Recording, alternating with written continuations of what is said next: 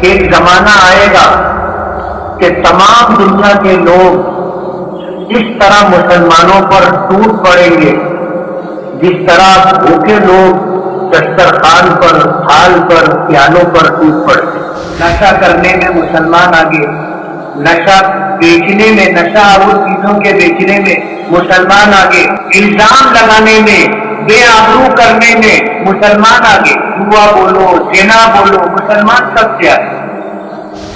اگر ہر برے عمل پر اللہ پاک کی طرف سے ہم پر حالات آنے لگ جائے تو آج جس حالت میں ہم ہیں اس سے بدتر حالت میں ہم پہنچ جائیں۔ اللہ پاک فرماتے ہیں کہ تمہیں جو مصیبتیں پہنچتی ہیں، جو پریشانیاں لاحق ہوتی ہیں، تم پر جو حالات آتے ہیں، یہ تمہارے اپنے ہاتھوں کی کمائی ہے، تمہارے اپنے اعمال کا نتیجہ ہے۔ تمہارے جیسے اعمال ہوں گے تم پر حکمراں اسی طرح کے مسلط کیے جائیں کہ اس ملک سے اسلام اور مسلمانوں کو ختم کر دیا جائے تو ظاہر بات ختم کر دی جائے اور ہم سے ووٹ دینے کا حق بھی چھین لیا جائے۔ موجودہ حکومت اسی راستے پر چل رہی ہے۔ صلی علی رسول کریم، اما بعد، اعوذ باللہ من الشیطان الرجیم، بسم اللہ الرحمن الرحیم، یا ایھا الذین آمنوا ان تنصروا اللہ ینصرکم ویثبت اقدامکم۔ وقال النبی صلی اللہ علیہ وسلم، ترکت فیکم ثقلین لن تضلوا ما تمسکتم بہما کتاب اللہ و سنتی۔ صدق اللہ الکریم و صدق رسولہ النبی الکریم۔ صدر محترم حافظ عباس صاحب، اس مجمع میں تشریف فرما علماء کرام، بزرگوں اور دوستوں، دھولیا والوں کی محبت ہے کہ انہوں نے ایک ایسے عنوان پر مجھے بولنے کا موقع دیا جو آج ہم تمام مسلمانوں کی انتہائی سخت ضرورت ہے۔ دھولیا کوئی مالیگاؤں سے بہت دور نہیں ہے۔ مالیگاؤں کے حالات آپ جانتے ہیں، دھولیے کے حالات ہم جانتے ہیں۔ رشتہ داریاں بھی ہیں، کاروباری تعلقات بھی ہیں، اسی طرح دوستیاں بھی ہیں۔ ہم اپنے حالات سے بخوبی واقف۔ جیسے جیسے زمانے نبوت سے دور ہوتا جا رہا ہے، قیامت قریب آتی جا رہی ہے، ایک کے بعد ایک اس طرح کے حالات آج دنیا میں رونما ہو رہے ہیں، جس سے نبرد آزما ہونا اور پھر سرخرو اور کامیاب ہو کر کے زندگی گزارنا انتہائی مشکل ہوتا جا رہا ہے۔ نبی کریم صلی اللہ علیہ وسلم کی وہ حدیث مبارک کہ ایک زمانہ آئے گا کہ تمام دنیا کے لوگ اس طرح مسلمانوں پر ٹوٹ پڑیں گے جس طرح بھوکے لوگ دسترخوان پر، تھال پر، پیالوں پر ٹوٹ پڑتے۔ آج ہمارا سب سے بڑا جرم یہ ہے کہ ہم مسلمان ہیں۔ سب سے بڑا جرم یہ ہے کہ ہم اللہ اور اس کے رسول پر ایمان لائے ہیں۔ سب سے بڑا جرم یہ ہے کہ ہم اس دین اور شریعت کی پاسداری کرتے ہیں جو دین قیامت تک کے لیے آیا ہے، جو دین اللہ اور اس کے رسول کا عطا کردہ ہے، جو دین انتہائی مستحکم اور مضبوط ہے، جس دین کی بنیاد اللہ اور اس کے رسول کے ارشادات و احکامات پر۔ آپ اگر دیکھو گے تو دنیا میں دو طرح کے قوانین و احکام آپ کو ملیں گے۔ ایک تو وہ قانون ہے جو اللہ اس کے رسول نے ہمیں عطا کیا، اور دوسرا وہ قانون ہے جو دنیا میں انسان بناتے۔ ہر ملک کا اپنا ایک دستور ہوتا ہے، آئین ہوتا ہے، ہر ملک کا اپنا ایک سنویدھان ہوتا ہے۔ جیسے ہمارے ہندوستان کا آئین، دستور اور سنویدھان ہے۔ ملک آزاد ہوا تھا، ملک کی آزادی سے پہلے انگریزوں کی حکومت تھی اور ہندوستان میں ہم اور آپ غلامی کی زندگی گزار رہے تھے۔ ہمارے علماء اور اکابرین نے، ہمارے بزرگوں نے، اولیاء کرام نے، ایمان والوں نے اس ملک کی آزادی کے لیے سب سے پہلے آواز بلند کی تھی اور سب سے پہلے اس راستے میں جدوجہد اور کوشش کی۔ وجہ اس کی یہ تھی کہ یہ ملک ہم سے چھینا گیا۔ انگریزوں کے آنے سے پہلے اس ملک پر مسلمان حکمران تھے۔ بنگال میں نواب سراج الدولہ کی حکومت تھی، یہ ہندوستان کا ایک کونا ہے۔ میسور میں سلطان فتح علی ٹیپو کی حکومت تھی، وہ ہندوستان کا ایک دوسرا کونا ہے۔ ہندوستان کے وسط میں مغلوں کی حکومت تھی، نظام کی حکومت تھی، الگ الگ نوابوں کی حکومت تھی۔ ہندوستان میں ہم مسلمان حکمراں تھے، انگریزوں نے یہ ملک ہم سے چھینا تھا۔ تو ظاہر بات ہے کہ جب یہ ملک ہم سے چھینا گیا تھا تو انگریزوں نے ملک کو چھیننے کے بعد سب سے زیادہ ظلم و ستم کا نشانہ ہم مسلمانوں کو ہی بنایا۔ ایک زمانہ گزرا، شاہ عبدالعزیز رحمت اللہ علیہ نے اس ملک کی آزادی کے لیے فتویٰ جاری کیا۔ یہ عنوان الگ ہے، لیکن میں آپ کو یہ بتانا چاہتا ہوں کہ یہ ملک ہمارا تھا، ہم اس پر حکمراں تھے۔ انگریزوں نے یہ ملک ہم سے چھینا تھا اور انگریزوں نے اپنا ایک نظام بنایا تھا، ایک قانون جاری کیا تھا۔ جب یہ ملک ہم سے چھینا گیا تھا تو اس کی آزادی کے لیے، انگریزوں سے یہ ملک واپس لینے کے لیے سب سے پہلے جدوجہد مسلمانوں نے اور خاص طور پر علماء کرام نے شروع کی، اور اس کی وجہ میں آپ کو بتا دوں۔ انگریزوں نے جب اس ملک کو ہم سے چھینا تو چھیننے کے بعد انہوں نے جو پروگرام بنایا تھا وہ پروگرام یہ تھا کہ اس ملک سے اسلام اور مسلمانوں کو ختم کر دیا جائے۔ جب انہوں نے یہ پروگرام بنایا کہ اس ملک سے اسلام اور مسلمانوں کو ختم کر دیا جائے تو ظاہر بات ختم کر دی جائے اور ہم سے ووٹ دینے کا حق بھی چھین لیا جائے۔ موجودہ حکومت اسی راستے پر چل رہی ہے۔ اس لیے میں یہ کہنا چاہتا ہوں کہ انگریزوں کی حکومت اس حکومت سے بہت اچھی تھی، مگر انہوں نے اسلام اور مسلمانوں کو اس دیش سے ختم کرنے کا پروگرام بنایا تو مسلمانوں کو ان سے مقابلے کے لیے کھڑا ہونا پڑا، اور ایک لمبی طویل مزاحمت کے بعد، مقابلے کے بعد یہ دیش کو آزادی ملی۔ اور جب دیش کو آزادی ملی 15 اگست 1947 کو، اس کے بعد ایک کمیٹی تشکیل دی گئی اور کمیٹی کے سربراہ کی حیثیت سے ڈاکٹر بابا صاحب امبیڈکر کو اس کمیٹی کا صدر بنایا گیا، اور انہیں یہ ذمہ داری دی گئی کہ اس ملک کے لیے آئین، دستور اور سنویدھان بنائیں۔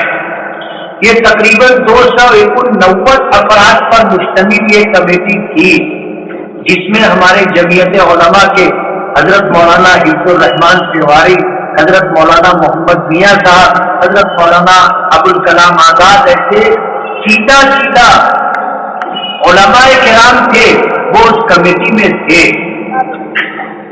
اور آپ کو یہ بھی بتا دوں، جب دیش کا قانون بننے لگا تھا تو اس وقت ہمارے اکابرین اور بزرگوں نے اس وقت کے ذمہ داروں سے ان کا وہ وعدہ یاد دلایا تھا کہ جب دیش انگریزوں سے آزاد ہوگا تو اس ملک کا دستور سیکولر ہوگا، جمہوری ہوگا اور غیر مذہبی ہوگا۔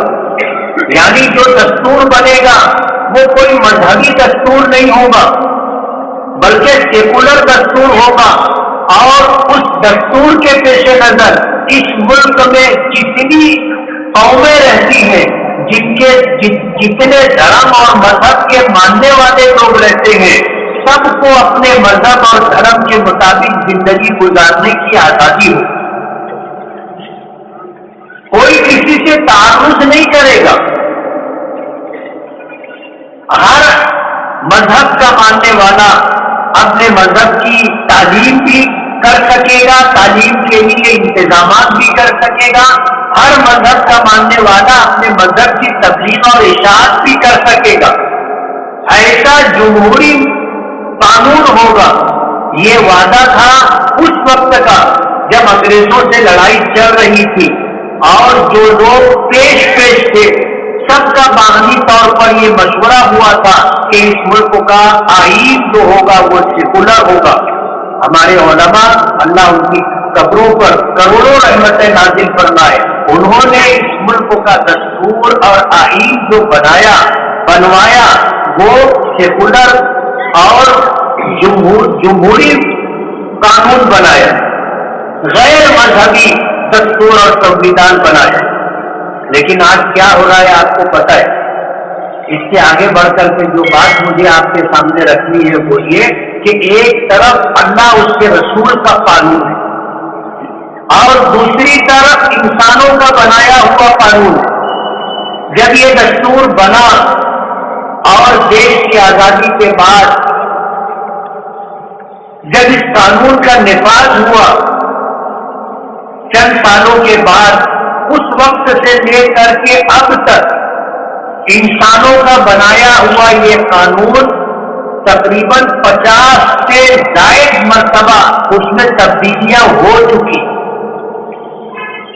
اور تبدیلی کیوں ہوئی وہ میں آپ کو بتانا چاہتا ہوں کہ ایک طرف اللہ اس کے رسول کا قانون ہے اور دوسری طرف انسانوں کا بنایا ہوا قانون۔ جو چیز ہمارے ملک میں ہے یہی چیز دنیا کے تمام ملکوں میں ہے کہ وہاں پر ایک قانون ہے جو انسانوں کا بنایا ہوا ہے، اور انسان کو اپنی ماضی کا علم ہوتا ہے، انسانوں کو اپنے حال کا علم ہوتا ہے، اور انسانوں کو اپنے مستقبل کے تعلق سے کوئی کامل علم نہیں ہوتا، ایک اندازہ ہوتا ہے کہ سال بھر بعد، 10 سال بعد، 20 سال بعد، 50 سال بعد حالات کیا ہوں گے۔ آدمی سوچ سکتا ہے، ایک اندازہ لگا سکتا ہے، یقین کے ساتھ کسی کو پتہ نہیں ہوتا، خبر نہیں ہوتی کہ کل کیا ہوگا۔ اب ایسے لوگ جن کو ماضی کا علم ہے، جن کو حال کا علم ہے لیکن مستقبل کا علم نہیں ہے، وہ لوگ جو قانون بناتے ہیں وہ ماضی اور حال کو دیکھ کر کے بناتے ہیں، لیکن یہ حالات مستقبل میں بھی رہیں گے ایسا ضروری نہیں ہے۔ جب حالات بدلتے ہیں تو پھر اسمبلیوں میں اور پارلیمنٹ میں قانون بدلا جاتا ہے، قانون بدلا جاتا ہے، اور اس لیے بدلا جاتا ہے کہ حالات بدل گئے۔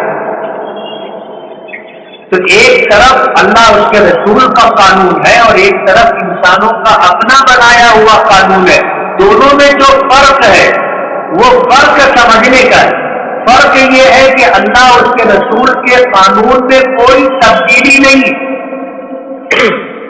1400 سال پہلے جو قانون، جو شریعت، جو دین ہمیں دیا گیا، اس وقت سے لے کر کے آج تک اور آج کے بعد قیامت تک یہ قانون اسی حالت میں رہے گا جس حالت میں 1400 سال پہلے تھا۔ آج ہے، کل بھی ایسا ہی رہے گا، قیامت تک ایسا ہی رہے گا، اس میں تبدیلی نہیں آئے گی۔ کیوں؟ یہ اللہ کا بنایا ہوا قانون۔ اور اللہ تعالیٰ کو مکانہ ما یکون کا علم ہے، یعنی ماضی میں کیا تھا اللہ کو وہی پتہ ہے، علم ہے، اور قیامت تک حالات کیسے آئیں گے، کیا ہوگا، اس بات کا بھی پتہ اللہ کو ہے، علم اللہ پاک کو ہے۔ اور ظاہر بات ہے جب اللہ کا بنایا ہوا قانون ہے اور اللہ تعالیٰ ماضی کو بھی جانتا ہے، حال کو بھی جانتا ہے، مستقبل کو بھی جانتا ہے، تو ظاہر بات ہے اس نے جو قانون بنایا ہے وہ قیامت تک کے لیے اپنی جگہ قائم رہے گا، اس میں تبدیلی نہیں آئے گی۔ یہی وجہ ہے کہ علماء کرام قرآن و حدیث کو سامنے رکھ کر کے آپ کو وہ احکامات بتاتے ہیں جو اللہ اس کے رسول نے عطا کیے، ہم اپنی طرف سے کچھ نہیں بتاتے۔ ایک عالم کا کام، ایک مفتی کا کام، ایک قاضی کا کام، ایک مبلغ کا کام، ایک مدرس کا کام، ایک ایمان والے کا کام اللہ اس کے رسول کے احکامات کو بتلانا ہے، بس تبدیلی کا حق کسی کو اللہ پاک نے نہیں۔ خود نبی کریم صلی اللہ علیہ وسلم صاحب شریعت تھے، اللہ پاک نے قرآن کریم اتارا تو قرآن کریم میں یہ بتا دیا گیا کہ نبی کریم صلی اللہ علیہ وسلم جو کچھ کہتے ہیں یہ من جانب اللہ ہوتا ہے، بذریعہ وحی آپ سے وہ کہلوایا جاتا ہے، اللہ کی طرف سے رہنمائی اور ہدایت ہوتی ہے جس کے مطابق وہ لوگوں تک اللہ کے احکامات واضح کر کے پہنچاتے اور بتاتے۔ نبی کریم صلی اللہ علیہ وسلم کے ارشادات قرآن کریم کی تفسیر ہے۔ ظاہر بات ہے ایک طرف اللہ اور اس کے رسول کے قانون، دوسری طرف انسانوں کا بنایا ہوا قانون۔ انسانوں کو جتنا علم ہوتا ہے اس علم کے مطابق قانون بناتے ہیں، اور جب حالات بدل جاتے ہیں تو بعد میں آنے والے پھر قانون بدلتے، اس میں ترمیم کرتے، اس میں تبدیلی کرتے۔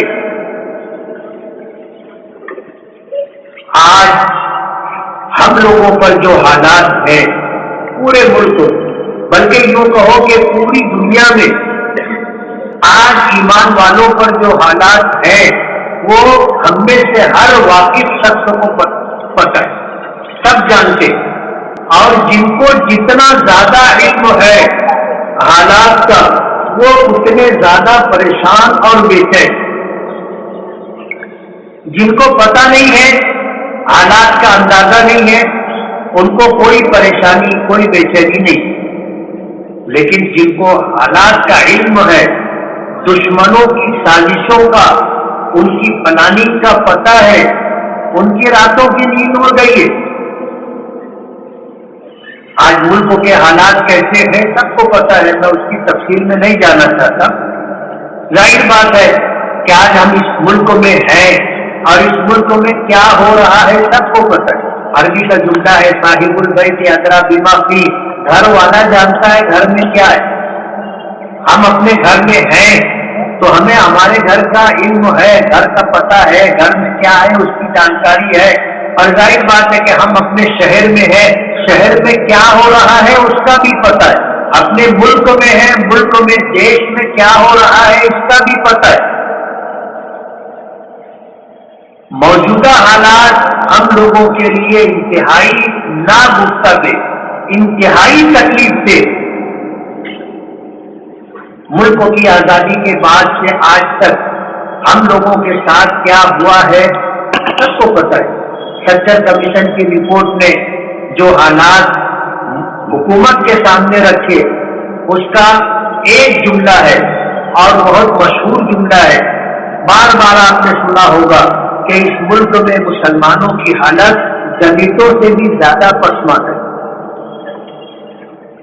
ہم لوگ جہاں اچھی تعداد میں ہیں، ہم لوگ اس تعداد کی وجہ سے، مل جل کر کے رہنے کی وجہ سے، اکٹھا رہنے کی وجہ سے قدر محفوظ ہے۔ آپ اندازہ کرو ان لوگوں کے بارے میں دیہاتوں میں جو دو چار مکانات ہیں، شہروں میں جو منتشر ہو کر کے رہتے ہیں، الگ الگ مکانات ہیں، بازو میں کون ہے دوسرے مذہب کا ماننے والا، آگے پیچھے اوپر نیچے اس طرح کے رہنے والے لوگ ہیں، ان کی دینی حالت اور ان کی سماجی حالت کیا ہے ہم نہیں اندازہ کر سکتے۔ ایسے حالات میں جب ایسے ناگفتہ اور تکلیف دہ حالات کے ساتھ دنیا میں مسلمان جی رہا ہے اور سب یہ چاہتے ہیں کہ ہمارے حالات بدلے، ہمارے حالات بدلے اور بے روزگاری سے نکل کر کے روزگار پالے، ہم پریشانیوں سے نکل کر کے اچھے حالات میں آ جائے، بیماریوں سے نکل کر کے صحت پالے، ذلت کی زندگی ختم ہو جائے، عزت کا مقام مل جائے، سماج کے اندر باوقار طریقے سے ہم زندگی گزارنے لگے۔ ہر سنجیدہ، ہر وہ شخص جو اپنے لیے، اپنے بچوں کے مستقبل کے لیے فکر مند ہے، اس کی یہی سوچ ہے۔ اب ظاہر بات ہے کہ حالات ہیں تو حالات ہم پر کیوں ہیں، پہلے ہمیں اس کا جائزہ لینا ہو۔ نبی کریم صلی اللہ علیہ وسلم نے آج سے 1400 سال پہلے ایک جملے میں ہمیں بتا دیا، ایک جملے میں اس بات کی نشاندہی کر دی، فرمایا اعمالکم اموالکم، تمہارے جیسے اعمال ہوں گے تم پر حکمراں اسی طرح کے مسلط کیے جائیں گے۔ اللہ کے رسول صلی اللہ علیہ وسلم نے فرمایا کہ زمین سے جیسے تمہارے اعمال آسمان پر جائیں گے، ان اعمال کے مطابق آسمان سے فیصلے تمہارے لیے نازل ہوں گے۔ یہ ہے وہ بنیادی نقطہ جس کو سمجھنا اور سمجھ کر کے پھر آگے کا پروگرام بنانا ہماری ذمہ داری۔ اللہ کا بے پناہ کرم اور احسان ہے کہ اللہ نے ہمیں ایمان کی دولت دی، ہمیں اسلام کا سرمایہ دیا، ہمیں جو احکامات قرآن کریم کی شکل میں اور احادیث مبارکہ کی شکل میں ملے ہیں، یہ وہ دین ہے، وہ شریعت ہے، وہ احکام ہے جس کی صداقت پوری دنیا میں مسلط۔ ایسا دین اور ایسا مکمل دین اللہ پاک نے ہمیں عطا کیا، اور روئے زمین پر اسلام کے علاوہ کوئی دوسرا مذہب ایسا نہیں ہے جو اسلام کے مقابلے میں کھڑا رہ سکے۔ کوئی دعویٰ نہیں کر سکتا کہ ان کا دین مکمل ہے۔ ہمارا دین اللہ پاک نے عطا کیا تو مکمل عطا کیا۔ نبی کریم صلی اللہ علیہ وسلم کی عمر مبارک 40 سال ہوئی، اللہ نے آپ کو نبوت اور رسالت عطا کی۔ آپ نے 13 سال مکے میں رہ کر کے گزارے، آپ نے 10 سال مدینہ منورہ میں رہ کر کے گزارے۔ 23 سال کے عرصے میں آپ پر قرآن کریم نازل ہوتا رہا، ہر آیت آپ نے یاد کی، یاد کروائی، اسے لکھوایا، اور آپ نے اللہ کے نازل کردہ قرآن کریم کی آیات کی آپ نے تشریح اور وضاحت کی۔ 23 سال کے عرصے میں جب اللہ کے نبی صلی اللہ علیہ وسلم اس دنیا سے پردہ کر جاتے، آخری سال میں آپ نے حج فرمایا، جسے حجۃ الوداع کہا جاتا ہے، اور وداع اس لیے کہتے ہیں کہ اللہ کے رسول صلی اللہ علیہ وسلم ہم لوگوں سے رخصت ہونے والے۔ حدیث پاک میں آتا ہے کہ اللہ کے رسول صلی اللہ علیہ وسلم اس طرح کی گفتگو فرمایا کرتے تھے کہ سمجھنے والے سمجھا کرتے تھے کہ اب اللہ کے رسول جانے والے۔ ایک مرتبہ آپ مدینہ منورہ میں منبر پر تشریف فرما تھے، آپ نے ایک بات فرمائی، اور وہ بات یہ تھی کہ اللہ تعالیٰ نے اپنے بندوں میں سے ایک بندے کو اس بات کا اختیار دیا ہے کہ وہ دنیا میں رہنا چاہے تو دنیا میں رہے، اور اگر وہ آخرت میں جانا چاہے تو آخرت کو اختیار کرے۔ اللہ کے رسول صلی اللہ علیہ وسلم کی اس بات کو سن کر حضرت ابو بکر صدیق رضی اللہ تعالی عنہ رونے لگے۔ صحابہ کرام کہتے ہیں کہ ہم نے حضرت ابو بکر کو روتا ہوا دیکھا تو ہم میں سے کچھ لوگ کہنے لگے کہ اس بوڑھے کو کیا ہو گیا، یہ کیوں رو رہا ہے؟ صحابہ کرام کہتے ہیں بعد میں ہمیں اس بات کا اندازہ ہوا اور علم ہوا کہ اللہ کے رسول صلی اللہ علیہ وسلم نے جو بات فرمائی تھی اس بات کو ہم میں سے اگر کسی نے سمجھا تو وہ حضرت ابو بکر صدیق تھے، اور اللہ کے رسول صلی اللہ علیہ وسلم کی اس بات کا مطلب یہ تھا کہ اللہ نے اپنے بندوں میں سے ایک بندے کو یہ اختیار دیا ہے کہ وہ دنیا میں رہنا چاہے تو رہے، نہ رہنا چاہے تو ہمارے پاس آ جائے۔ اس سے مراد خود نبی کریم صلی اللہ علیہ وسلم کی ذات گرامی۔ اور جب آپ نے حج کیا تو آپ نے مختلف مواقع پر اس طرح کی بات ارشاد فرمائی جس سے اس بات کی خبر ہوتی تھی کہ اللہ کے رسول اب جانے والے۔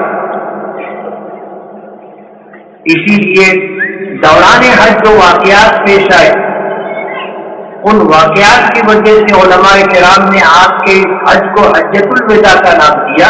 وداع کے معنی رخصت ہونا، یعنی یہ حج ایسا تھا جس میں اللہ کے رسول صلی اللہ علیہ وسلم نے لوگوں سے رخصت چاہی کہ اب میں جانے والا ہوں، اور ہوا بھی ایسا ہی۔ آپ حج کر کے واپس آئے، ذی الحجہ کا مہینہ تھا، محرم سفر یہ 2 مہینے گزرے۔ سفر کے آخری ایام میں آپ کی طبیعت بگڑی، سر میں شدید درد اور بیماریوں میں مبتلا ہوئے، اور پھر سفر کا مہینہ گزرا۔ ربیع الاول کے مہینے میں 12 ربیع الاول کو اللہ کے رسول صلی اللہ علیہ وسلم دنیا سے تشریف لے۔ تو یہ حج آپ کی زندگی کا آخری حج تھا، اور جس طرح کی باتیں آپ نے فرمائی تھی اس سے یہ اندازہ ہو گیا تھا جاننے والوں کو، قریب رہنے والوں کو، کہ یہ رخصتی کا موقع ہے۔ اللہ کے رسول صلی اللہ علیہ وسلم اس دنیا سے ہم لوگوں سے جدا ہو، دنیا سے پردہ فرما۔ لیکن اسی حجۃ الوداع میں جب آپ میدان عرفات میں تھے، وہاں سے چل کر کے میدان مزدلفہ آئے، وہاں سے چل کر کے میدان مینا آئے، تو نبی کریم صلی اللہ علیہ وسلم پر قرآن کریم کی آیت نازل ہوئی، اليوم اکملت لکم دینکم واتممت علیکم نعمتی ورضیت لکم الاسلام دینا، کہ آج کے دن میں نے تمہارا دین تمہارے لیے مکمل کر دیا۔ اليوم اکملت لکم دینکم، آج میں نے تمہارے لیے تمہارا دین مکمل کر دیا۔ واتممت علیکم نعمتی، اور تم پر اپنی نعمتیں تمام کر دی۔ وَرَضِيتُ لَكُمُ الْإِسْلَامَ دِينًا، اور تمہارے لیے دین اسلام کو پسند کر دیا۔ 3 باتیں ہیں۔ ایک تو دین کی تکمیل کی خوشخبری دی۔ علماء کرام نے لکھا ہے اس آیت کے نازل ہو جانے کے بعد قرآن کریم میں حلت اور حرمت کی کوئی آیت نازل نہیں تھی۔ حلت و حرمت کے احکامات اس آیت کے نازل ہونے سے پہلے آ چکے۔ اس آیت کے نازل ہونے کے بعد قرآن کریم کی اور آیتیں نازل ہوئی، لیکن ان آیتوں کا تعلق حلال اور حرام ہونے سے نہیں تھا، حلت و حرمت سے نہیں تھا۔ تو دین کو مکمل کر دیا۔ آج آپ دیکھو، ایک بچہ پیدا ہوتا ہے، اس کی پیدائش سے پہلے سے احکامات ہمیں معلوم ہے، اللہ اس کے رسول نے ہمیں بتا دی۔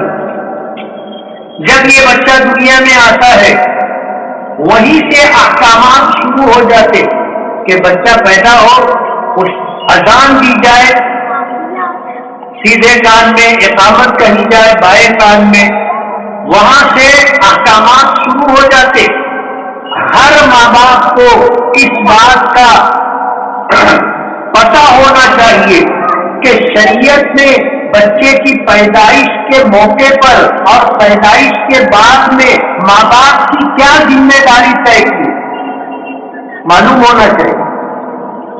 لیکن مسلمانوں کو پتہ نہیں کہ بچہ پیدا ہوا، اب اس بچے کے ہم پر کیا حق ہے اور اس بچے کے لیے ہماری کیا ذمہ داری ہے. بچہ پیدا ہوتا ہے اس کی صحت کے لیے اور بیماری سے حفاظت کے لیے، اس کی بھوک مٹانے کے لیے، یہ باتیں کرتے یہ تو جانور بھی کرتا ہے. لیکن بحیثیت مسلمان اللہ اس کے رسول نے ہمیں کیا ذمہ داری دی ہے یہ ہمیں نہیں معلوم. ہماری شریعت نے ہمیں بتایا بچہ پیدا ہو اذان دی جائے، اقامت کہی جائے، بچہ پیدا ہو اس کا اچھا نام رکھا جائے. اچھے نام سے مراد کوئی نیا نام نہیں. آج ایک نئی وبا اور مصیبت چل پڑی، کسی کے یہاں بیٹا یا بیٹی کی پیدائش ہو تو وہ پرانے سارے ناموں کو چھوڑ کر کے نئے نام کے چکر میں پریشان رہے. امام صاحب سے پوچھے گا، مولانا سے پوچھے گا، مفتی صاحب سے پوچھے گا، نیا نام. اب ظاہر بات ہے 1400 سال گزر گئے، جتنے اچھے نام تھے وہ سارے اچھے نام ہمارے پرکھوں نے، آباء و اجداد نے، علماء نے، ائمہ نے، صحابہ نے، تابعین نے، تبع تابعین نے، اولیاء کرام نے اور بزرگوں نے رکھ دیے. اب ظاہر بات ہے جو نام بچے وہ کیسے ہوں گے آپ کو پتہ ہے. سب چھانٹ کر کے اچھے نام ماضی میں رکھ دیے گئے.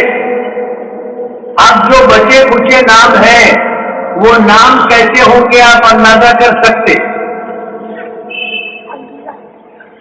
لوگ نئے نام کے چکر میں پتہ نہیں کیا نام رکھتے.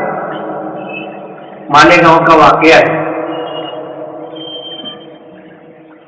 ایک صاحب کہنے لگے کہ میرے یہاں پہلا بیٹا پیدا ہوا، اس کا نام میں نے رکھا سنجاب.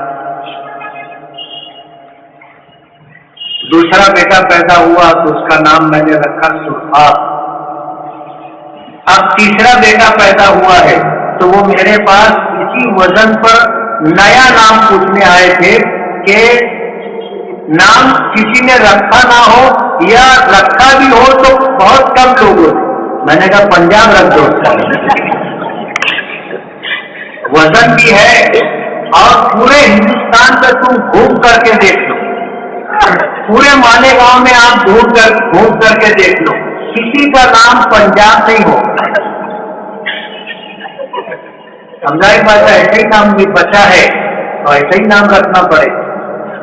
بچہ پیدا ہو ماں باپ کی ذمہ داری ہے اس کا اچھا نام رکھے. اچھے نام سے مراد نیا نام نہیں ہے. نام رکھنے میں ہمیں ماضی میں دیکھنا چاہیے اللہ کے نیک لوگوں کے کیا نام ہیں، اللہ کے نیک بندوں نے اپنی اولادوں کے کیا نام رکھے، وہ نام رکھنا چاہیے. اور ایسا نام رکھنا چاہیے کہ آج یہ بچی ہے، کل یہ جوان ہوگی، شادی ہوگی، ادھیڑ ہوگی، بوڑھی ہوگی. نام ایسا ہونا چاہیے کہ عمر کے ہر دور میں وہ نام جچے. یعنی بوڑھی عورت بھی ہے اور اس کا وہ نام اگر کہا جائے تو اس کی عمر کے حساب سے، اس کے مقام و مرتبے کے اعتبار سے وہ نام اس کو سٹ کرتا ہو. کچھ بھی نہیں رکھ دینا چاہیے. میں ایک جگہ بیٹھا ہوا تھا اپنے دوست کے پاس، وہ اپنی بیٹی کو بولتا تھا گڑیا. اب چھوٹی تھی اس کو گڑیا بولتا تھا، بڑی ہو گئی. جب بڑی ہو گئی شادی کی عمر کو پہنچی، میں بیٹھا تھا اس کو آواز دیا گڑیا گڑیا تو وہ آ ہی نہیں رہی. اب اس کے بعد جب اس کو بلایا تو آئی اور آ کر کے اس نے اپنے باپ سے جو پہلی بات کہی وہ یہ کہ آپ مجھے گڑیا کہتے مجھ کو اچھا نہیں لگتا. میں چھوٹی تھی آپ بولتے تھے گڑیا تو ٹھیک، اب میں بڑی ہو گئی ہوں آپ مجھے گڑیا کیوں بولتے ہو؟ اب ظاہر بات ہے کہ یہ بوڑھی ہو جائے گی اور اس کو کوئی بڑھیا بولے گا تو نام بھی ایسا رکھنا چاہیے کہ عمر کے ہر دور میں جچے اور اس کو سننے میں یا اس کو نام لے کر کے پکارنے میں اس کو برا نہ لگے. ماں باپ کی ذمہ داری ہے. بچہ پیدا ہو، اذان دی جائے، اقامت کہی جائے، اس کا اچھا نام رکھا جائے. حضرت عمر فاروق رضی اللہ تعالیٰ عنہ کا ایک واقعہ ہے. ان کے پاس ایک صاحب آئے اور آ کر کے انہوں نے شکایت کی کہ میرا بیٹا میرا حق ادا نہیں کرتا. حضرت عمر فاروق رضی اللہ تعالیٰ عنہ نے ان کے بیٹے کو بلایا اور بلا کر کے کہا کہ تیرے باپ نے تیری شکایت کی ہے کہ تو اپنے باپ کا حق ادا نہیں کرتا. تو اس بیٹے نے حضرت عمر فاروق رضی اللہ تعالیٰ عنہ سے پوچھا کہ امیر المومنین، باپ کا اولاد پر حق ہے؟ کہنے لگے کہ ہاں ہے. تو بچے نے پوچھا کہ امیر المومنین، اولاد کا بھی ماں باپ پر کوئی حق ہے؟ تو حضرت عمر فاروق رضی اللہ تعالیٰ عنہ نے فرمایا کہ ہاں، اولاد کا بھی ماں باپ پر حق ہے. تو اس بچے نے پوچھا کہ امیر المومنین، آپ مجھے بتائیے کہ اولاد کا ماں باپ پر کیا حق ہے؟ حضرت عمر فاروق رضی اللہ تعالیٰ عنہ نے فرمایا کہ اولاد کا حق یہ ہے کہ جب وہ پیدا ہو تو اذان دی جائے، اقامت کہی جائے، اس کا اچھا نام رکھا جائے اور اس بچے کے لیے اچھی ماں کا انتخاب کیا جائے. اس کی تعلیم و تربیت کی فکر کی جائے. اس بچے نے جواب دیا کہ امیر المومنین، آپ نے فرمایا کہ اپنے بچے کے لیے اچھی ماں کا انتخاب کیا جائے. یعنی ہم جب رشتہ کریں، نکاح کے لیے رشتہ تلاش کریں تو رشتہ تلاش کرنے میں یہ بات پیش نظر رکھیں کہ میں جس کی ماں بننے والی ہے وہ اچھی ہونی چاہیے. اور اچھی سے مراد اللہ کے رسول صلی اللہ علیہ وسلم نے جسے اچھا کہا ہے وہ اچھا. حضور پاک صلی اللہ علیہ وسلم نے فرمایا ترکب المرأة لأربع لمالها ولجمالها ولحسبها ولدينها فاظفر بذات الدين تربت يداك. کہ جب تمہیں نکاح کرنا ہو، یعنی اپنے بچوں کی ماں کسی عورت کو بنانا ہو، تو اس کے انتخاب میں اللہ کے رسول صلی اللہ علیہ وسلم کی ہدایات کو سامنے رکھا جائے، اچھی ماں کا انتخاب کیا ہے. حضور نے فرمایا کچھ لوگ مالداری دیکھ کے نکاح کرتے ہیں، کچھ لوگ خوبصورتی دیکھ کے نکاح کرتے ہیں، کچھ لوگ حسب و نسب خاندان دیکھ کر کے نکاح کرتے ہیں، اور کچھ لوگ دینداری دیکھ کر کے نکاح کرتے ہیں. حضور نے ہمیں ہدایت دی اور یہ فرمایا کہ دینداری دیکھ کر نکاح کرو، زندگی کامیاب رہے گی.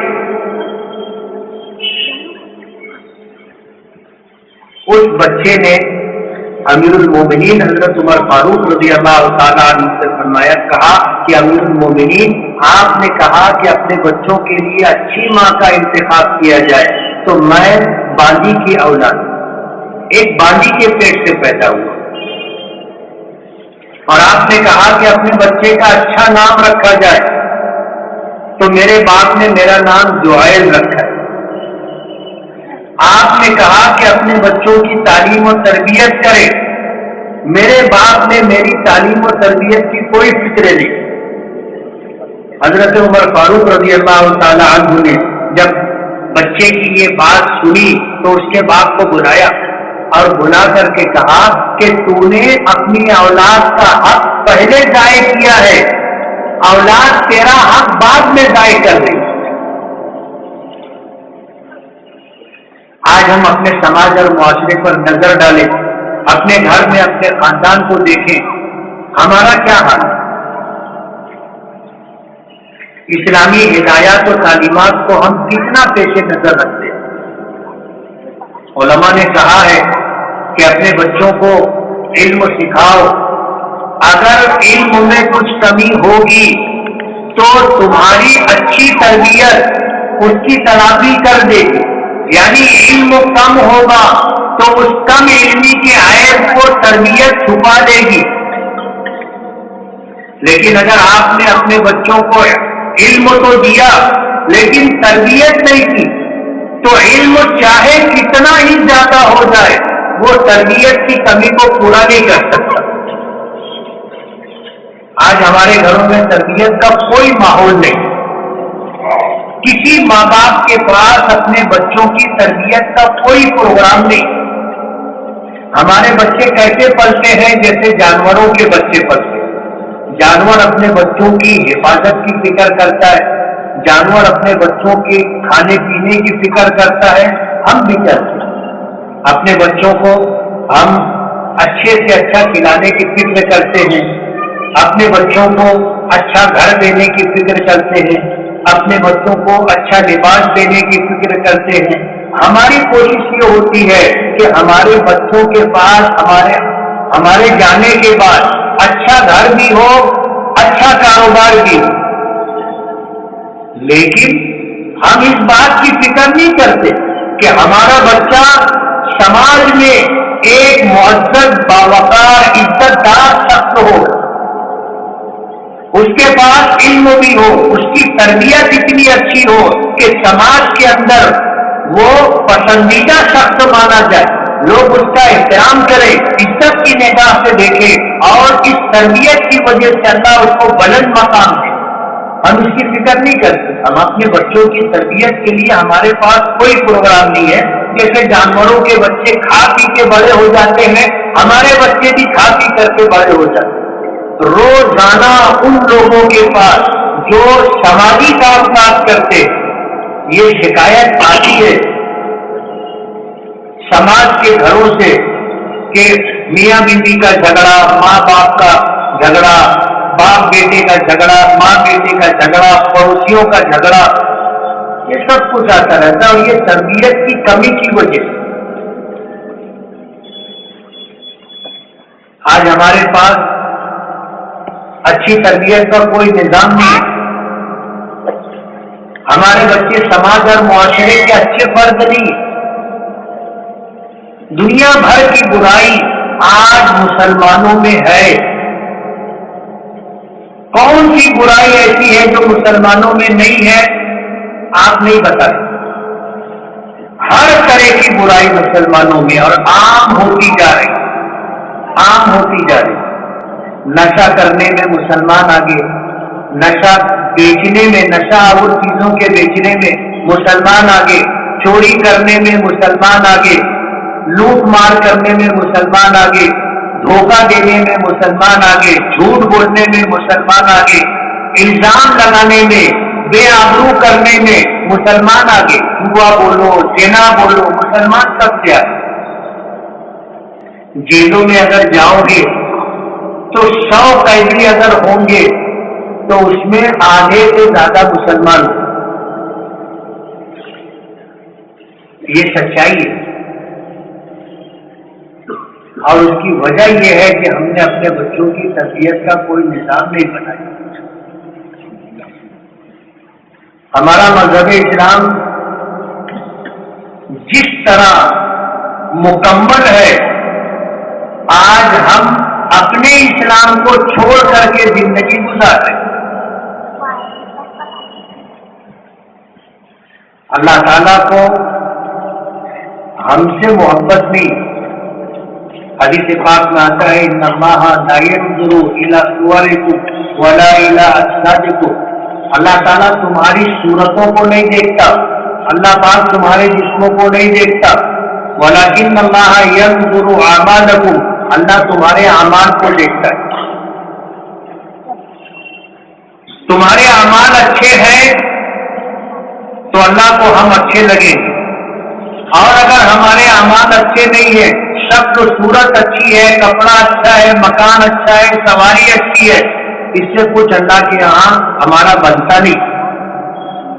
اللہ ہماری صورتوں کو, ہمارے جسموں کو نہیں دیکھتا.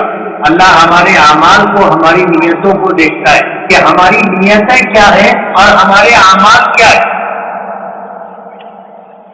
آج ملک کے موجودہ حالات میں ہم لوگوں پر جو مصیبتیں اور پریشانیاں ہیں یہ ہماری بدعمالیوں کی وجہ سے۔ قرآن کریم میں اللہ پاک نے فرمایا کہ وما اصابکم من مصیبت فبما کسبت ایدیکم ویعفو عن کثیر۔ اللہ پاک فرماتے ہیں کہ تمہیں جو مصیبتیں پہنچتی ہیں، جو پریشانیاں لاحق ہوتی ہیں، تم پر جو حالات آتے ہیں، یہ تمہارے اپنے ہاتھوں کی کمائی ہے، تمہارے اپنے اعمال کا نتیجہ ہے۔ وما اصابکم من مصیبت فبما کسبت ایدیکم ویعفو عن کثیر، اور تمہاری بہت ساری برائیاں، بدعمالیاں اللہ درگزر کر دیتا ہے، اس پر حالات نہیں بھیجتا، پکڑ نہیں کرتا، مواخذہ نہیں فرماتا۔ اگر ہر برے عمل پر اللہ پاک کی طرف سے ہم پر حالات آنے لگ جائے تو آج جس حالت میں ہم ہیں اس سے بدتر حالت میں ہم پہنچ جائیں۔ اللہ اپنے بندوں پر ظلم نہیں کرتا، اور بندوں میں بھی وہ بندے جو اپنے آپ کو ایمان والا کہتے ہیں، وہ بندے جو اسلام کا متبع اور پیروکار اپنے آپ کو بتلاتے ہیں، وہ بندے جو اللہ کے آخری نبی جناب رسول اللہ صلی اللہ علیہ وسلم پر، اللہ کی کتاب قرآن کریم پر، نبی کریم صلی اللہ علیہ وسلم کی حدیثوں پر ایمان رکھتے ہو، ظاہر بات ہے یہ بندے وہ بندے ہیں جن کو اللہ نے یہ نعمتیں عطا کی ہیں۔ ایسے بندوں پر اللہ کیسے ظلم کرے گا؟ لیکن آج ہم پر جو حالات ہیں، ان حالات کو اگر ہم بدلنا چاہیں اور ان مصیبت اور پریشانیوں سے ہم لوگ نکلنا چاہیں تو ہم کو اپنے لیے کچھ پروگرام بنانا پڑے گا۔ ہم جس طرح زندگی گزار رہے ہیں اس طرح ہمارے مسائل ختم نہیں ہوں گے، ہماری مصیبتیں پریشانیاں دور نہیں ہوں گی، بلکہ ہر آنے والا دن نئی مصیبت، نئی پریشانی لے کر کے آئے۔ اور اگر ہم چاہتے ہیں کہ حالات بدلے تو ہمیں قرآن کریم کا ضابطہ دیکھنا پڑے گا۔ اللہ پاک فرماتے ہیں ان اللہ لا یغیر ما بقوم حتی یغیروا ما بانفسهم۔ اللہ تعالیٰ کسی کی حالت اس وقت تک نہیں بدلتا جب تک کہ وہ اپنے آپ کو نہ بدلے۔ جب ہم اپنے آپ کو بدلنا چاہیں گے، اور ہم کیسے بدلیں گے، قرآن کریم اور حدیث پاک کو سامنے رکھ کر کے دیکھیں کہ ہماری صبح سے لے کر کے رات سونے تک کے تمام اعمال کیا شریعت اسلامیہ کے مطابق ہیں، اللہ اس کے رسول کے احکامات کے مطابق ہیں۔ اگر ہم یہ چاہتے ہیں کہ اللہ ہمارے حالات بدلے تو اس کو بدلنے کے لیے پہلے ہمیں کوشش کرنی ہوگی۔ جب ہم کوشش کریں گے تو اللہ ہماری مدد کرے گا، حالات کو بدل دے گا، بیماری سے نکال کر کے صحت یابی کی نعمت عطا کرے گا، غریبی سے نکال کر کے امیری عطا کرے گا، ذلت کی زندگی سے نکال کر کے عزت کی زندگی دے گا، تکلیفوں سے نکال کر کے اللہ پاک ہمیں راحت عطا کرے۔ غیروں کی نظر میں جس طرح ہم ذلیل و خوار ہو رہے ہیں اور ہماری حیثیت ایسی ہوگی جیسے سمندر کے پانی پر چھاپ، اللہ تعالیٰ اسے بدل دے گا، اور پھر لوگ ہمیں قدر کی نگاہوں سے دیکھیں گے، لوگ ہمیں عزت دیں گے، لوگ ہمارا احترام کریں گے، لوگ ہمارے لیے کارآمد بنیں گے، مگر یہ اس وقت ہوگا جب ہم اپنے آپ کو بدلیں گے۔ اور اگر ہم نے اپنے آپ کو بدلنے کی کوشش نہیں کی تو پھر حالات بدلیں گے نہیں، بلکہ اس سے برے حالات آئیں۔ یہ قرآنی ضابطہ ہے ان اللہ لا یغیر ما بقوم حتی یغیروا ما بانفسهم، کہ اللہ تعالیٰ کسی قوم کی حالت کو اس وقت تک نہیں بدلتا جب تک کہ وہ خود اپنے حالات کو بدلنے کی کوشش نہ کرے۔ موجودہ حالات میں ہمارا کوئی وزن نہیں، کوئی وزن نہیں۔ آج تو ملک کی سیاسی پارٹیوں نے یہ کہنا شروع کر دیا کہ ہم کو تمہاری ضرورت نہیں، ہم کو تمہاری ضرورت نہیں۔ انہوں نے اپنا انتظام کر لیا اور اپنے انتظام کے تحت وہ اقتدار تک پہنچ گئے۔ ہم میں کے جو لوگ ان کے پاس جاتے ہیں کہ ہم تمہاری پارٹی سے جڑنا چاہتے ہیں، ہم تمہارے ساتھ رہ کے کام کرنا چاہتے ہیں، تو ان کو ٹکا سا جواب مل جاتا ہے کہ تم کو جہاں جانا ہے جاؤ، جو کرنا ہے کرو، ہم کو تمہاری ضرورت نہیں۔ اتنے بے وزن ہو گئے ہیں۔ آپ دنیا والے گاؤں نہ دیکھیں، ان جگہوں کو دیکھیں جہاں پر لوگ مسلمان منتشر ہیں، مسلمان کم تعداد میں ہیں، کتنی پریشانیوں کے ساتھ وہ جی رہے ہیں، آپ کو اندازہ نہیں۔ بے وزن ہو گئے، اور بے وزن اس لیے ہو گئے کہ ہم نے اللہ اس کے رسول کو چھوڑ دیا، ان کے احکامات کو چھوڑ دیا، من مانی زندگی گزار رہے۔ قرآن کریم کی آیت میں نے پڑھی تھی، ان اللہ لا یغیر ما، قرآن کریم کی آیت پڑھی تھی، یا ایھا الذین آمنوا ان تنصروا اللہ ینصرکم ویثبت اقدامکم، کہ ایمان والو اگر تم اللہ کی مدد کرو گے تو اللہ تمہاری مدد کرے گا اور تمہیں ثابت قدم رکھے۔ مفسرین نے اس کی تفسیر میں جو باتیں ارشاد فرمائی کہ اللہ کی مدد کرنے کا مطلب یہ ہے کہ اللہ کے دین کی مدد کرو گے، اور اللہ کے دین کی مدد کرنے کا مطلب یہ ہے کہ پہلے ہماری زندگی میں اللہ کا دین آئے، اپنے نبی کا طریقہ اور سنتیں آئی، ہمارے گھر والوں میں اللہ کا دین آئے اور اپنے نبی کا طریقہ آئے، اور ہم اس کے بعد دوسروں کی زندگیوں میں اللہ کے دین کو زندہ کرنے کی، لانے کی کوشش کریں۔ جب ہم اللہ کے دین کا کام کریں گے تو اللہ ہماری مدد کرے گا، جب ہم اللہ کے دین کی مدد کریں گے تو اللہ ہمارے کام بنائے گا۔ وَيُثَبِّتْ أَقْدَامَكُمْ، تمہیں ثابت قدم رکھے گا۔ نہ ماننے والوں پر اللہ تمہیں غلبہ عطا کرے، ایمان والوں کو ان لوگوں پر غلبہ عطا کرے گا جن کے پاس ایمان نہیں ہے، جن کے پاس اسلام نہیں ہے۔ اور اللہ کو یہ فیصلہ کرنے میں کوئی مشکل نہیں۔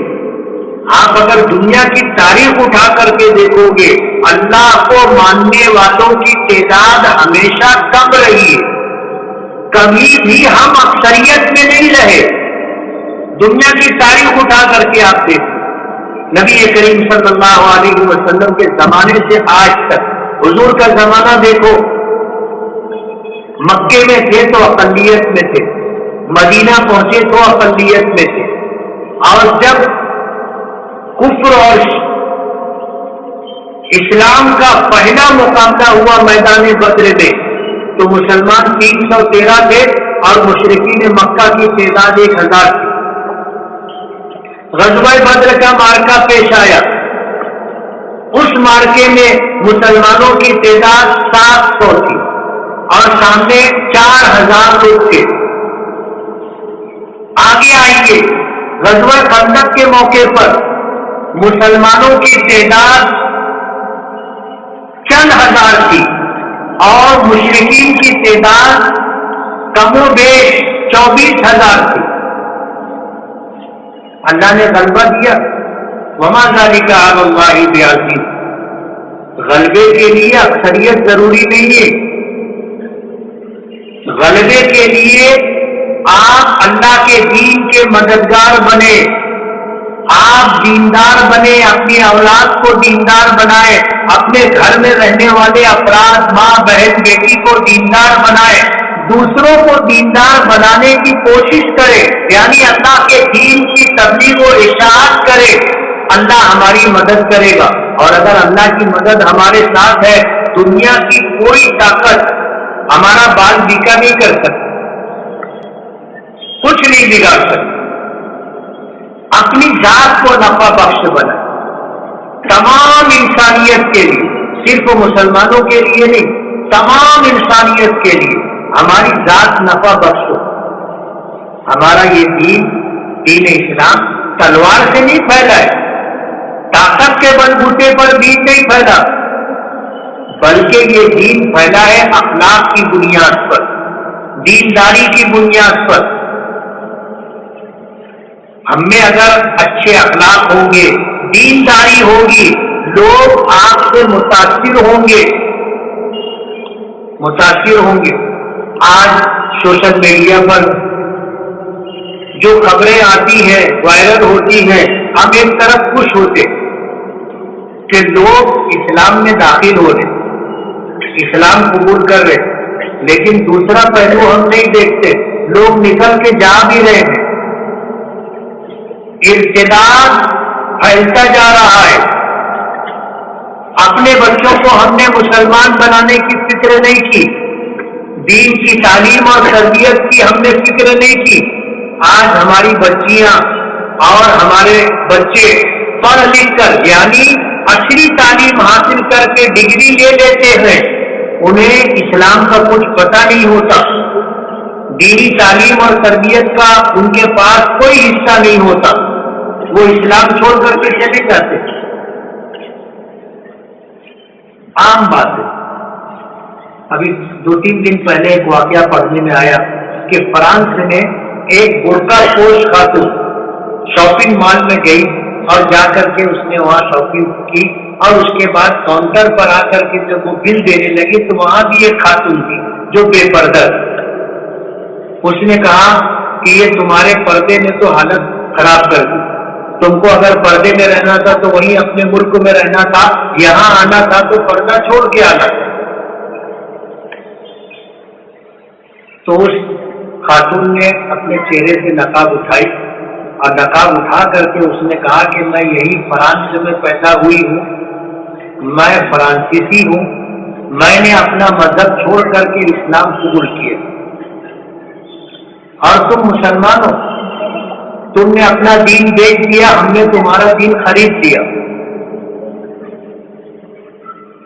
یہ حالت ہے۔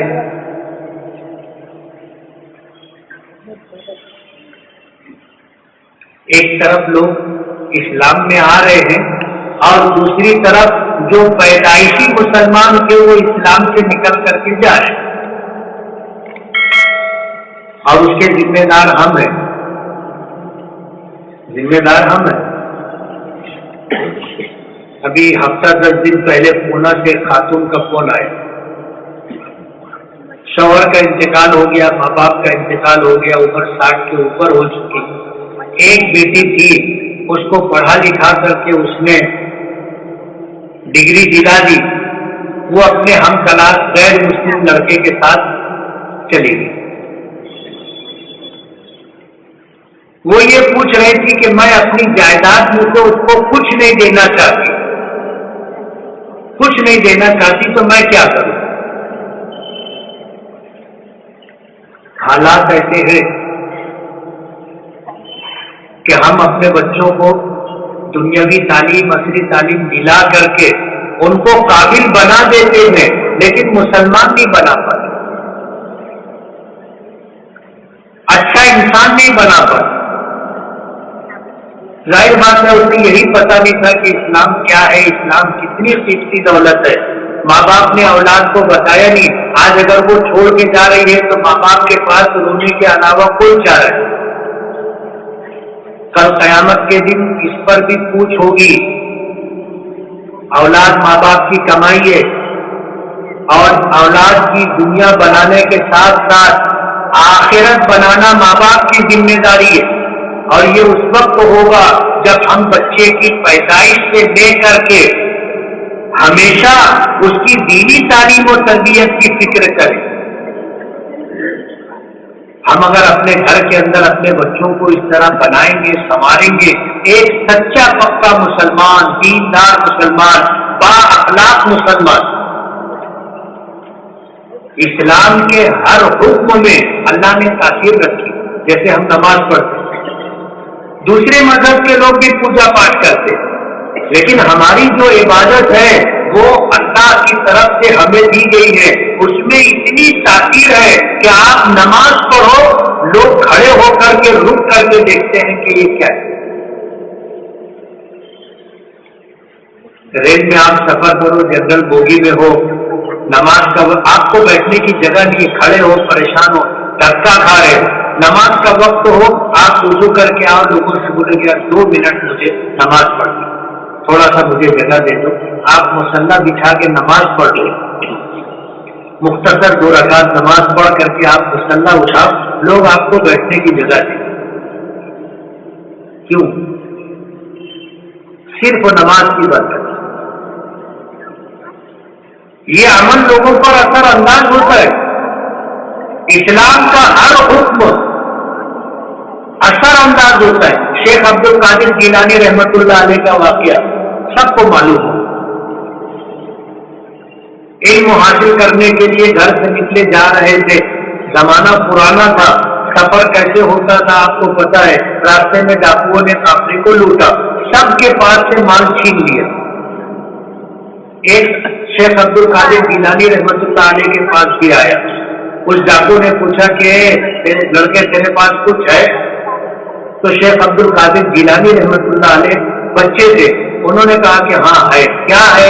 بولے میرے پاس 40 اشرفیاں ہیں۔ اس نے کہا کہ 40 اشرفیاں کہاں ہیں؟ تو کہا کہ یہ بغل کے اندر کپڑے کے اندر سلی ہوئی۔ 40 اشرفی بولے تو سونے کا سکہ، وہ بھی 40۔ وہ ڈاکو اس بچے کو لے کے اپنے سردار کے پاس گئے کہ یہ بچہ ایسا ایسا بتا رہا ہے۔ تو اس نے پوچھا کہ تیرے پاس کیا ہے؟ بولے 40 اشرفی ہے۔ بولے کہاں ہے؟ بولے بغل میں ہے۔ بولے نکالو بتاؤ۔ تو انہوں نے بتایا۔ تو ڈاکوؤں نے کہا کہ یہ تو ہمیں پتا نہیں تھا، تم اگر ہمیں نہیں بتاتے تو ہم کو معلوم بھی نہیں ہوتا، تمہارا یہ پیسہ بچ جاتا، تم نے بتایا کیوں؟ کہا کہ میری ماں نے نصیحت کی تھی کہ بیٹا جھوٹ مت بول، جھوٹ مت بول۔ اور حدیث میں آتا ہے المؤمن لا یکذب، حضور نے فرمایا کہ مومن کبھی جھوٹ نہیں بولتا۔ شیخ عبد القادر جیلانی رحمت اللہ علیہ میں بچے تھے، علم حاصل کرنے کے لیے گھر سے نکلے تھے، سچ بولے۔ کتابوں میں یہ اور تاریخ میں یہ واقعہ موجود ہے کہ وہ ڈاکو اتنا متاثر ہوئے کہ اس ایک جملے کی وجہ سے کہ میری ماں نے مجھے نصیحت کی تھی کہ بیٹا جھوٹ مت بولنا، بس اس جملے کی وجہ سے ڈاکوؤں کی زندگی میں انقلاب آ گیا۔ سب غلط کام چھوڑ کر کے، شرک و کفر چھوڑ کر کے مسلمان ہو کر کے زندگی گزارنا شروع کر۔ مجھے بتانا یہ ہے کہ اسلام کے ہر حکم میں تاثیر ہے، ہر حکم میں تاثیر۔ آپ انسانیت کے ساتھ پیش آئیں، اچھے اخلاق کے ساتھ لوگوں کے ساتھ پیش آئیں، لوگوں کا احترام کریں، لوگوں کی عزت کریں، لوگوں کا حق دیں، لوگوں کی مدد کریں۔ یہ وہ اعمال ہیں جو لوگوں پر اثر انداز ہوں گے، اور اللہ پاک کا نظام ہے، رابطہ ہے۔ وَأَمَّا الزَّبَدُ فَيَذْهَبُ جُفَاءً وَأَمَّا مَا يَنفَعُ النَّاسَ فَيَمْكُثُ فِي الْأَرْضِ، کہ دنیا میں جو چیز نفع بخش ہوتی ہے اللہ اس کو باقی رکھتا ہے، اور جو چیز کارآمد نہیں ہوتی، بیکار ہوتی ہے، اللہ اس کو ختم کر دیتا ہے۔ اور پھر اللہ پاک نے فرمایا کہ وَإِن تَتَوَلَّوْا يَسْتَبْدِلْ قَوْمًا غَيْرَكُمْ ثُمَّ لَا يَكُونُوا أَمْثَالَكُمْ، اگر تم لوگ قرآن کریم چھوڑ دو گے، اگر تم لوگ نبی کریم صلی اللہ علیہ وسلم کی سنتیں چھوڑ دو گے، اگر تم لوگ اسلامی احکامات کی روگردانی کرو گے، اللہ تعالیٰ تمہیں ہٹا دے گا، ختم کر دے گا، تمہاری جگہ دوسری قوموں کو لائے گا جو تمہارے جیسے نہیں ہوں گے، نماز نہیں پڑھتے، روزہ نہیں رکھتے، پوری زکات نہیں دیتے، حج فرض ہو گیا حج نہیں کرتے، سچ نہیں بولتے، گناہ کے کاموں میں پیش رہتے، نشے کا استعمال ہم کرتے، نشے کا سامان ہم بیچتے، جوا ہم کھیلتے، زنا ہم کرتے، جھوٹ ہم بولتے، کینہ کپٹ ہم اپنے دل میں رکھتے، لوگوں پر الزامات لگاتے، لوگوں کے خلاف سازشیں کرتے، لوگوں کو نقصان پہنچانے کی کوشش کرتے، مسلمان اس کو نہیں کہتے، ایسا آدمی مسلمان نہیں۔ اور یہ مصیبتیں، یہ ساری خرابیاں آج ہم میں نیچے سے لے کر کے اوپر تک، کیا بڑے کیا چھوٹے، کیا پڑھے لکھے کیا بے پڑھے لکھے، سب میں یہ مصیبت اور پریشانی، یہ برائی ہے۔ اور جب تک یہ برائی ختم نہیں ہوگی ہمارے حالات نہیں بدلے گی۔ اس لیے اگر ہم یہ چاہتے ہیں کہ ہمارے لیے اللہ پاک کی طرف سے اچھے فیصلے آئے، ہم ذلتوں سے نکل کر کے عزت کے مقام پر پہنچے، لوگ ہمیں عزت کی نظر سے دیکھیں، احترام کی نظر سے دیکھیں، لوگ ہمارے جان و مال میں تعرض نہ کریں، لوگ ہمیں نقصان نہ پہنچائے، لوگ ہمیں اسلامی احکامات سے نہ روکے، تو اس کے لیے ہمیں اپنے آپ کو بدلنا ہوگا۔ ہم اپنے آپ کو بدلیں گے تو زمانہ بدلے گا، حالات بدلیں گے، اور اگر ہم نے اپنے آپ کو نہیں بدلا تو پھر کوئی تبدیلی نہیں آئے گی۔ آنے والے دن اس سے زیادہ برے اور اس سے زیادہ خراب۔ آج اس موقع پر مجھے آپ لوگوں سے گفتگو کا، بات چیت کرنے کا موقع ملا، یہی پیغام لے کر کے میں مالیگاؤں سے آیا ہوں، اور میں یہ کہنا چاہتا ہوں کہ 5 وقت نمازوں کا احترام کریں، اپنے بچوں کو نمازی بنائیں، اپنے گھر والوں میں ماں بہن بیٹیوں کو نماز کی تاکید کریں، اپنے گھر میں دین کا ماحول بنائیں، سچا پکا مسلمان اپنی اولاد کو بنائے، اسلامی احکامات، اسلامی اخلاق ہماری زندگیوں، اور اگر یہ سب کچھ ہمارے پاس ہے تو پھر زمانہ ہمارا استقبال کرے گا، حالات بدلیں گے، لوگ ہمیں عزت کی نظر سے دیکھیں گے، عزت کا مقام دیں گے۔ اور اگر ہم نے ہماری دنیا سے ان پر کوئی اثر پڑنے والا نہیں ہے، ان پر اگر کوئی چیز اثر انداز ہوگی تو وہ ہماری دینداری ہے، وہ ہمارے اسلامی احکامات ہے، بس اس کے علاوہ ہمارے پاس دوسری کوئی چیز نہیں ہے۔ ہمارے نبی نے فرمایا ترکت فیکم ثقلین لن تضلوا ما تمسکتم بہما کتاب اللہ و سنتی، کہ میں تم میں 2 وزندار قیمتی چیزیں چھوڑ کر کے جا رہا ہوں، اگر تم اسے مضبوطی سے پکڑے رہو گے تو کبھی بے راہ نہیں ہوگے، کبھی بھٹکو گے نہیں، کبھی گمراہ نہیں ہوگے۔ کامیابی کا راستہ اللہ دے گا، جس پر عزت بھی ملے گی، جس پر چل کر کے تم کو دنیا بھی ملے گی، آخرت بھی بنے گی۔ وآخر دعوانا الحمدللہ۔